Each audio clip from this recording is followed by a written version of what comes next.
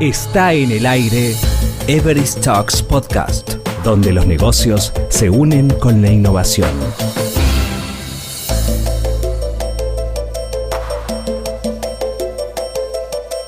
Buenas, estimados oyentes, nos encontramos en una nueva edición de Everest Talks. En esta oportunidad vamos a hablar sobre ciberseguridad en el entorno actual del trabajo remoto y del coronavirus. Nos encontramos con dos expertos en el tema, Arturo Simic, gerente de seguridad de la información de Banco Pichincha, y Luis Quispe, gerente de ciberseguridad en Everest, para tratar estos temas. Entonces, permítame empezar con Luis, haciéndole la primera pregunta, que es ¿cuál es el panorama actual de ciberseguridad en los nuevos modelos de trabajo en el que nos encontramos? A ver, esta pregunta es muy interesante, y para entender cómo se ve afectado la parte de seguridad es importante ir un paso hacia atrás y entender cuál ha sido el contexto a nivel mundial. Y es que a raíz de la pandemia del coronavirus, muchas empresas de diferentes sectores han acelerado su proceso de transformación digital y han habilitado nuevos modelos de trabajo que permitieran seguir operando y responder a las necesidades del mercado que cada vez cambian. Entonces, en medio de esta situación, hay quienes pensamos que esto ha sido un punto de inflexión, y los modelos de trabajo que han ido evolucionando, algunos de ellos han llegado para quedarse. ¿Cuáles? Con seguridad, el teletrabajo, trabajo remoto ha sido uno de ellos. Entonces, cuando hablamos de teletrabajo, es importante identificar a todos los actores involucrados. Por un lado tenemos las organizaciones, que son los que habilitan los diferentes mecanismos de acceso remoto a sus colaboradores. Por otro lado tenemos a los colaboradores como tal, que se conectan remotamente, ya sea desde sus máquinas corporativas o sus máquinas personales. Otro ejemplo que nos toca más a los peruanos es el tema del bono universal. Resulta que entre marzo o abril, llegaron a enviar múltiples mensajes de texto pidiendo datos personales para que puedan inscribirse para ser beneficiarios del bono universal. ¿Qué pasaba? Nosotros sabemos que al final uno no se inscribe al bono universal, lo asignan. Entonces, estos mensajes de texto los mandaban ciberatacantes con el fin de obtener datos personales. Al final ya todos sabemos qué pasó. La página del bono universal fue hackeada, y aprovechando esta información en conjunto con otras vulnerabilidades a nivel de proceso, pues robaron casi 1 millón de soles de los aportes del bono universal. Un último ejemplo es el incremento que se ha dado en los últimos meses de mensajes de texto, correos electrónicos fraudulentos que se hacían pasar por instituciones bancarias con el fin de robar credenciales de usuario. De hecho, hace un par de días, suena bastante irónico, pero hace un par de días me llegó un mensaje de texto que decía, se los leo: Banco ABC, tu cuenta ha sido bloqueada. Para desbloquearla, actualiza tus datos y afilia tu token digital de forma segura aquí, y te da un enlace. O sea, no solamente roban nuestro número de tarjeta y nuestra contraseña, roban también el token digital, y con el token uno puede hacer transacciones online, es decir, puede hacer pagos, puede hacer transferencias, etc., ¿no? Entonces, al tener todos estos datos, los atacantes finalmente lo que podían es tener acceso no autorizado a todas las transacciones financieras. Y así como estos ejemplos, hay muchos por cada uno de los frentes. Claro, definitivamente estamos en un entorno diferente completamente.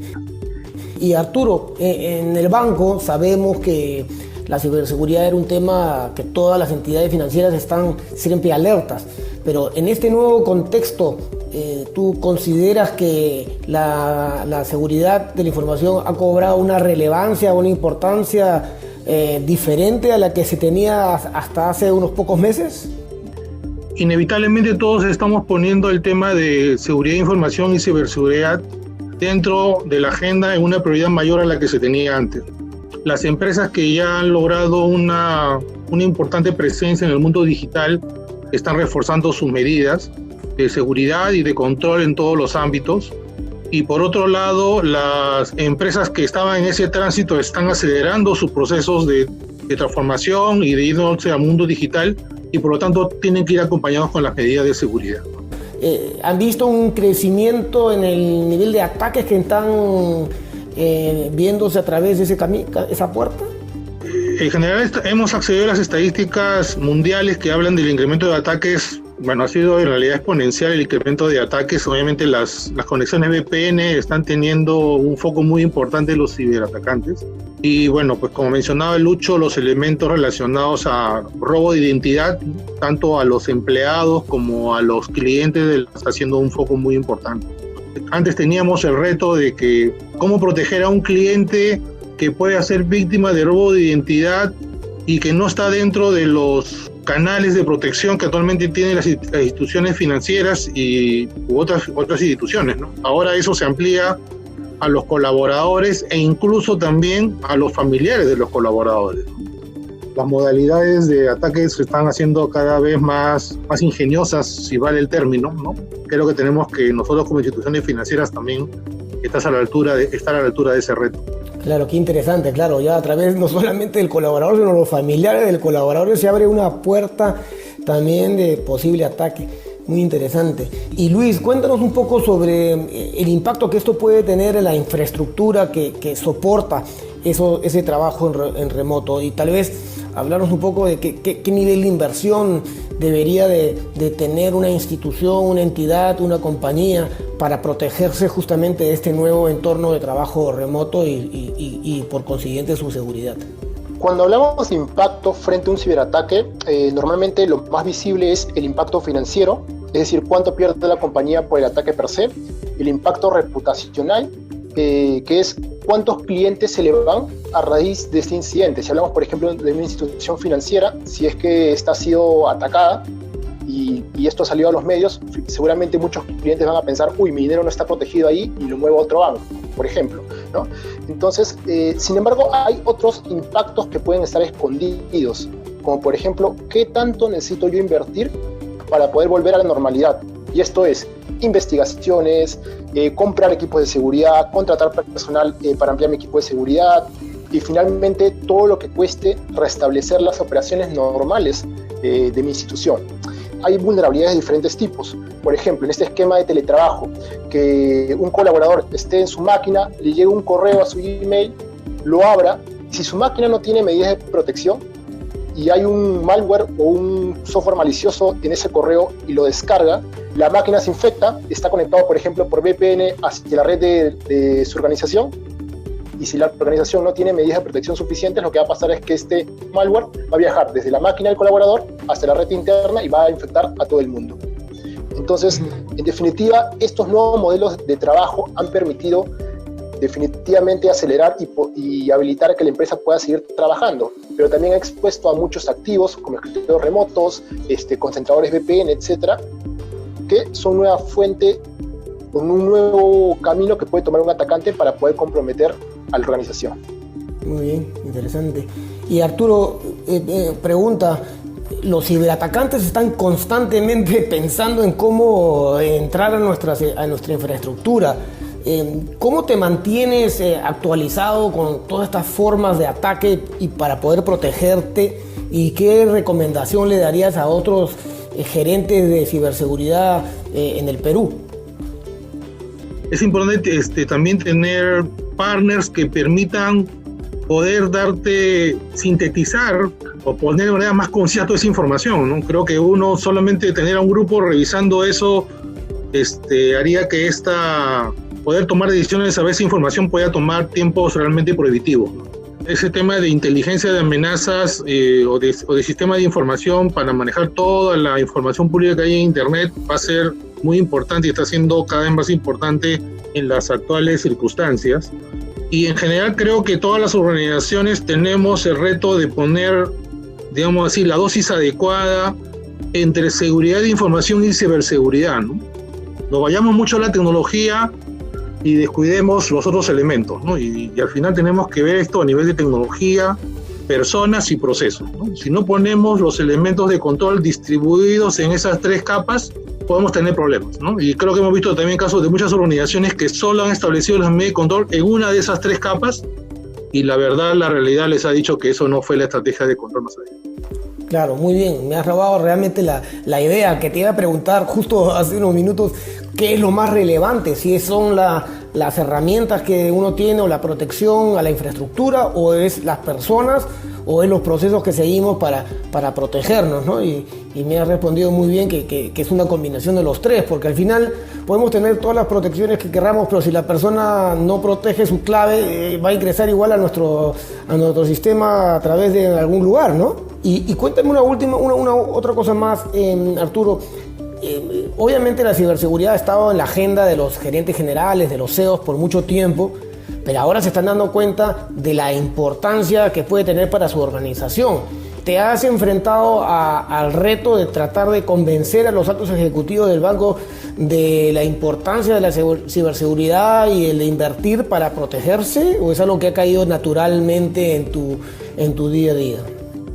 Creo que el reto de los responsables de seguridad de información es tratar de hacer llegar ese mensaje, ¿no? Creo que, no por la experiencia actual, por la cual tenemos mucho apoyo, sino en general, creo que la alta gerencia te dice en términos, te da un mensaje que algunas veces no podemos nosotros recoger adecuadamente, y es nuestro reto.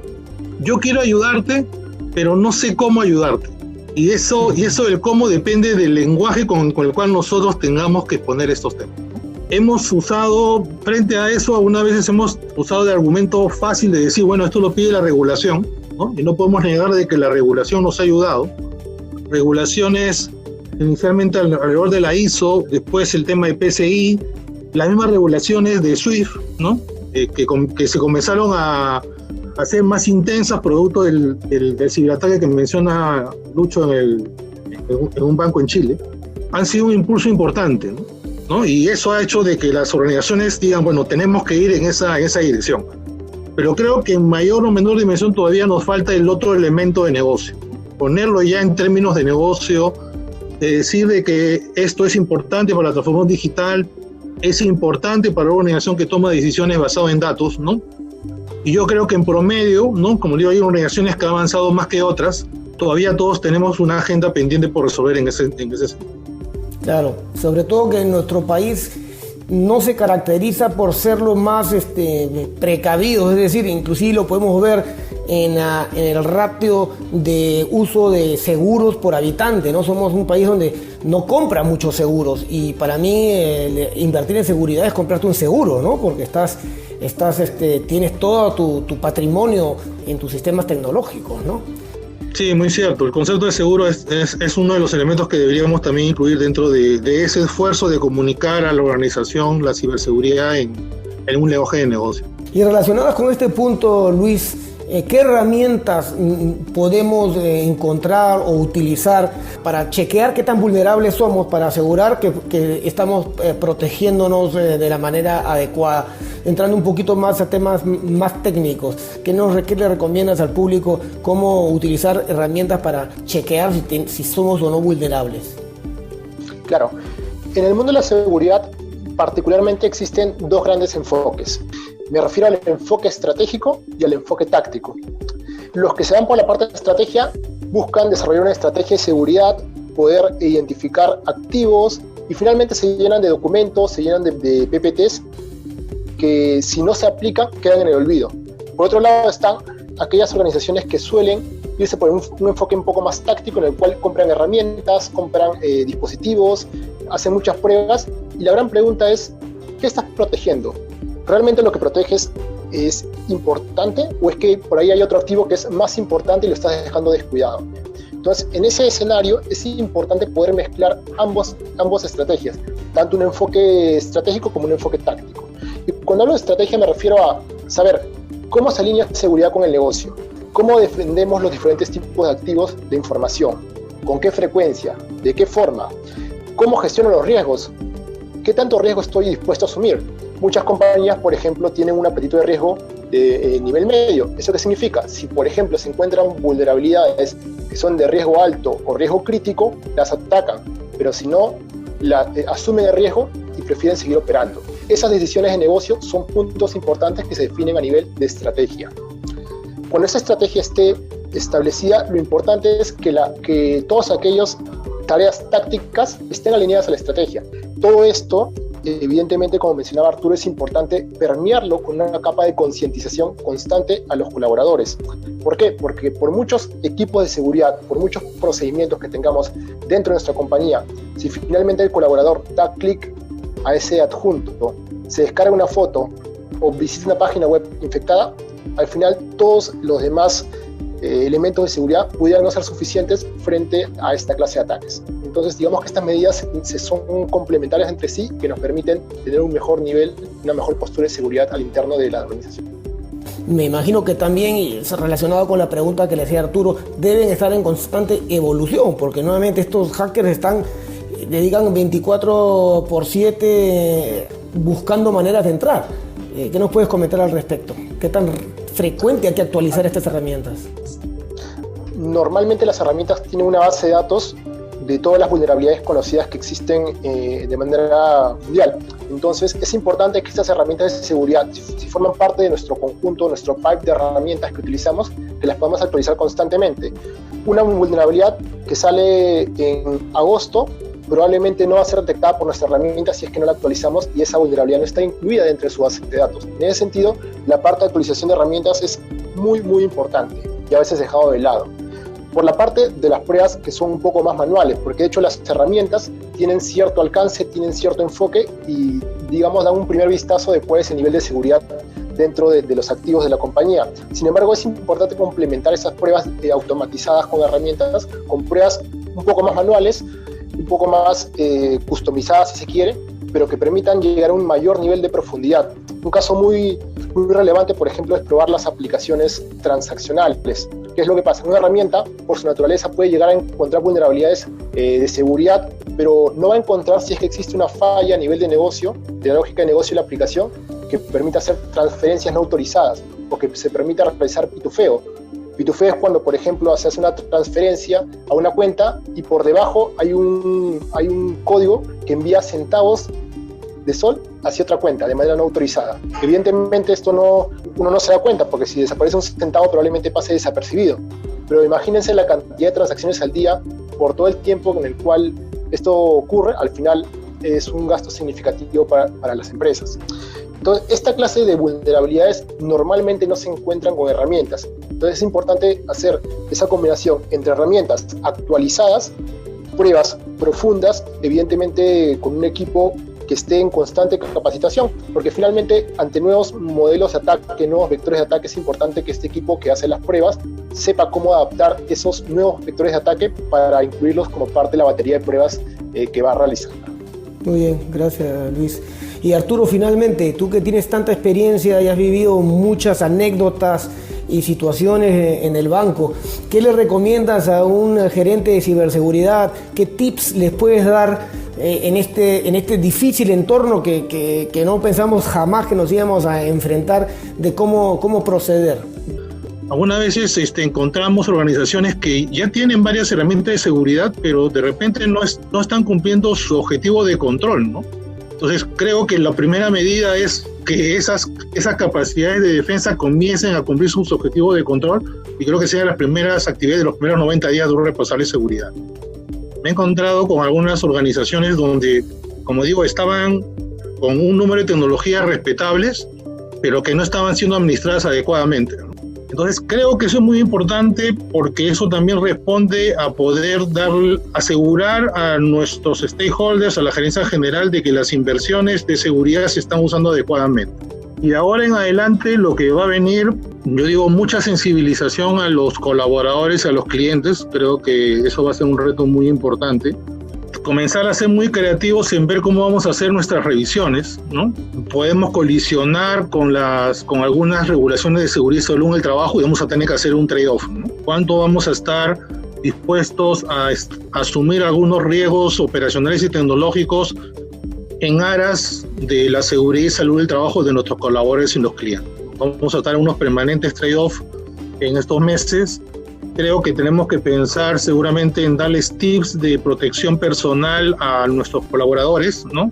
Como le digo, están teniendo ahora acceso a sistemas de información bajo la protección de sus casas y de repente no son los mejores. Entonces tenemos que trabajar mucho en ese tema y saber, creo claro, de que vamos a tener que también hacer otro trade-off frente a recuperación del negocio y frente a niveles de seguridad, ¿no? Lo que hemos visto en estas semanas ha habido, primero, recuperar el negocio y tener que asumir algunos riesgos de seguridad producto de esa recuperación. Muy bien, excelente información. Muchísimas gracias, Luis, muchísimas gracias, Arturo. Estoy seguro que nuestros oyentes van a encontrar mucho valor en sus consejos y en sus palabras, y la importancia que tiene y la relevancia que tiene ahora la ciberseguridad en el contexto actual y en el mundo de la transformación digital. Muchísimas gracias por su participación. Escuchaste Everest Talks Podcast, donde los negocios se unen con la innovación. Cada semana hay novedades por aquí. Hasta pronto.